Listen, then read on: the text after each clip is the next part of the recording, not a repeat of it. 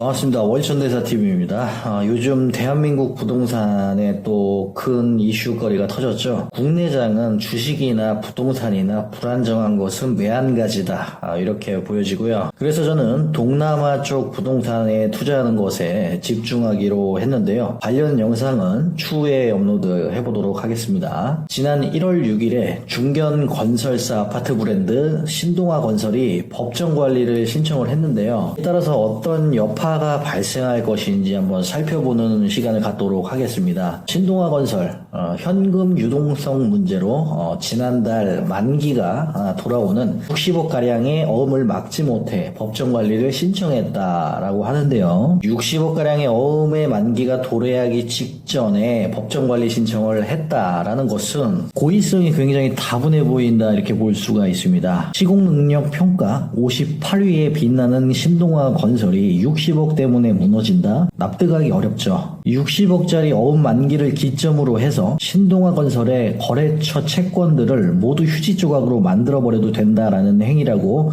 볼 수가 있습니다. 법정관리 신청을 통해서 관련 채권자들의 채권액을 법원을 통해서 반강제적으로 조정이 이루어지고, 만약에 이 법정관리 신청조차 받아들여지지 않으면 신동아건설은 파산하게 될 것입니다. 이것은 임금채권, 시공비 채권, 대출채권, 기타 자금 조달 채권 등등이 모두 공중분해된다라고 볼 수가 있어요. 신동아건설의 부도가 동체급 건설사들에게 미치는 영향도 우려됩니다. 이와 비슷한 규모의 건설사들에게도 브레인스톰을 일으킬 것으로 예상됩니다. 이 사태를 보고서 다른 건설사들도 따라할 가능성이 농후하다라는 것이죠. 분양 완판을 하여도 급상승한 인건비, 자재비, 금리 등으로 사업성이 크게 떨어진 건설사들은 자산 동결을 한 다음에 고의적으로 파산을 해버리는 방식으로 런을 쳐버릴 수가 있는 거예요. 그럼 계약금 중도금을 낸 수분양자들은 어떻게 될까요? 두 가지 선택이 있습니다. 첫 번째, 주택도시보증공사가 변제해 주어야 할 요건이 충족이 되면은 중도금을 변제를 받고 계약을 빠그라뜨리거나, 아니면 주택도시보증공사로부터 변제를 받지 아니하고 그냥 분양까지 끝까지 갈 수가 있습니다. 문제는 주택도시보증공사예요. 2024년 예산액이 4,400억 원입니다. 24년 3분기까지 사용한 예산만 2천억이에요. 그럼 4분기까지 총 합산해서 24년 총 예산은 어림잡아서 한 4천억 가까이 될 것으로 보여집니다. 이 돈이 다 어디로 갔느냐? 전세 사기 당한 사람들 변제해줘. 분양 사기 당한 사람들 변제해줘요. 수분양자들 변제해줘요. 시원하게 변제해주고 있다는 얘기입니다. 우리의 세금이 뜨겁게 녹아들고 있는 것이에요. 분양에 실패한 아파트들은 공매로 넘어가게 될 것이고, 이것은 다시 보증공사에서 걷어들입니다. 자, 수분양자들한테는 변제해줄 대로 또 변제를 해주고, 또 물건은 경매 나온 대로 또 매입을 하는 거예요. 상당히 아이러니하죠. 보증공사의 설립 목적과 방향성은 상당히 건전하고 국민들을 위해서 취지가 좋다 하지만, 이렇게 매 순간순간마다 터지는 부동산 사고에 따라서 긴급하게 법을 후까닥 바꾸다 보니까 문제점이 한두 개가 아니라는 것이죠. 자, 신동아건설의 법정관리 신청은 부동산 시장의 침체를 알리는 또 다른 신호탄이기도 하지만, 이 전망 없는 부동산 시장에서 중견 건설사들이 엑시트할 수 있는 좋은 예가 되기도 하는 거예요. 자, 채권자들의 피해, 수분양자들의 피해,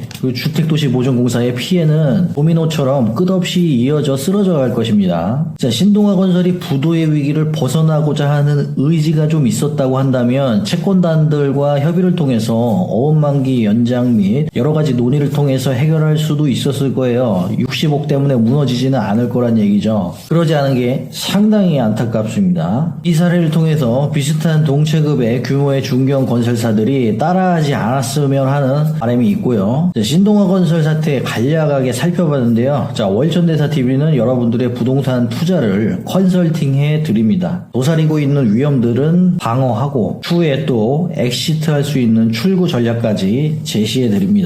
경매 입찰 대리를 원하시는 분들은 언제든지 연락 주세요. 감사합니다.